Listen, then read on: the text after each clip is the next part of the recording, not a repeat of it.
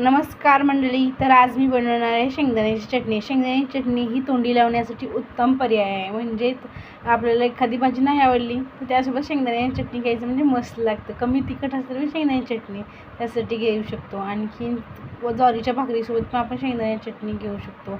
मस्त अगोदर शेंगदाणे निवडून घेतले, जे एक दोन खराब असतात ना त्यावर शेंगदाणे काढून घेतले. त्यावर गॅसवरती तवा ठेवून मस्तच लालसर शेंगदाणे भाजून घेतले खरपूस असे. जेवढे शेंगदाणे छान भाजतात तेवढे शेंगदाण्याची चटणी छान होणार. शेंगदाणे थंड झाल्याच्या नंतरनं मिक्सरच्या जारमध्ये शेंगदाणे टाकून घेतले. 8 ते 10 लसणाच्या पाकळ्या टाकल्या आणि चवीनुसार मीठ आणि साधारण 2 चमचे लाल तिखट घेतलं. त्याला मिक्सरच्या जारमध्ये मस्त असं एकजीव करून घेतलं. अगोदर शेंगदाण्याची चटणी करताना जास्त बारीक पण ठेवायचं नाही, जास्त मोठं पण ठेवणार नाही, म्हणजे चव बिघडू शकते. मग त्याला कंटेनरमधून काढून मस्त एकजीव करून घेतलं आणि ग्लासच्या कंटेनरमध्ये एअरटाईट त्यामध्ये घालून ठेवलं.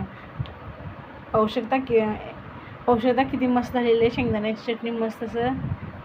आणि ज्वारीच्या भाकरीसोबत थोडं तेल टाकून त्यावर चटणीवरती तेल टाकून आणि कांदा एकदम मस्त लागतं.